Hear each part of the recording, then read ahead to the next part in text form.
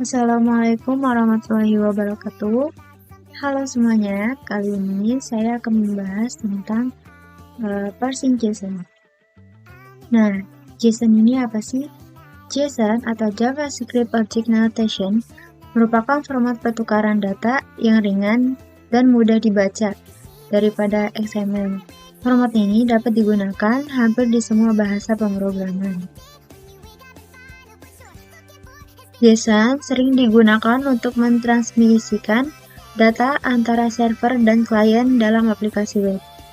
Format ini memiliki struktur mirip dengan objek atau daftar dalam pembahasa pemrograman, membuatnya mudah dipahami oleh pengembang.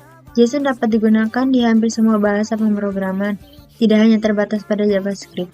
Ini sering digunakan sebagai alternatif yang ringan dan lebih sederhana dibandingkan dengan format XML. Dalam pertukaran data antar aplikasi, JSON digunakan untuk pertukaran data antara aplikasi Android dan server, umumnya melalui protokol HTTP.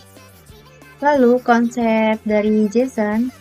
Nah, konsep ini dimulai dengan klien, itu seperti web, mobile, atau desktop, melakukan permintaan request kepada web API atau web service, menggunakan metode seperti get, push, get, post, put, dan delete. Permintaan ini biasanya berisi instruksi atau data yang diperlukan untuk diproses oleh server. Nah, web API atau web service kemudian menerima permintaan tersebut dan berinteraksi dengan database untuk mengambil masukan, memperbarui, dan menghapus data sesuai permintaan yang diberikan oleh klien. Database digunakan sebagai tempat penyimpanan yang relevan untuk aplikasi. Setelah berinteraksi dengan database, web API atau web service kemudian menyusun respons yang berisi data yang diminta oleh klien. Respons ini biasanya berupa format data seperti JSON atau XML, sesuai dengan referensi atau kebutuhan klien.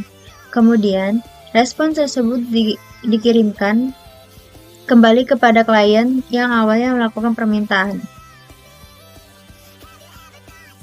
Lalu klien kemudian menerima respon dan data yang terkandung di dalamnya dapat diolah atau ditampilkan sesuai kebutuhan aplikasi.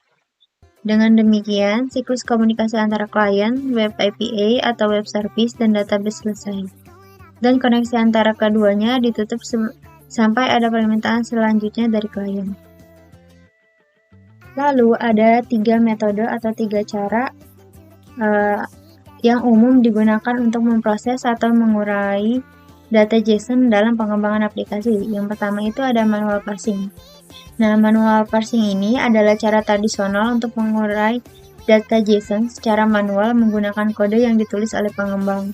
Ini melibatkan penggunaan kelas seperti JSON Object atau JSON Array dalam bahasa pemrograman yang digunakan untuk mengekstrak data dari string JSON. Dalam metode ini, pengembang harus menulis kode yang detail untuk mengakses setiap elemen dalam data JSON, yang mungkin memakan waktu dan bisa menjadi rumit jika struktur JSON cukup kompleks. Yang kedua ada using JSON.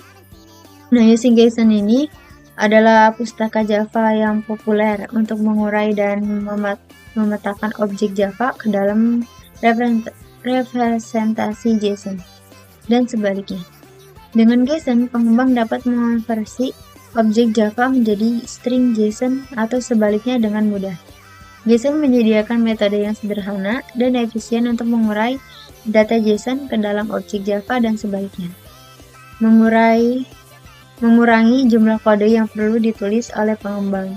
Jadi, using JSON ini lebih sederhana dari manual parsing. Sementara yang ketiga ada retrofit plus JSON. Nah, secara penjelasan, retrofit adalah pustaka HTTP client yang populer dalam pengembangan aplikasi Android. Ketika digunakan bersamaan JSON, retrofit memungkinkan pengembang untuk secara otomatis mengurai respon JSON dari server ke dalam objek Java. Ini dilakukan dengan mendefinisikan model data yang sesuai dengan struktur JSON yang diterima. Dan retrofit akan secara otomatis melakukan parsing menggunakan JSON.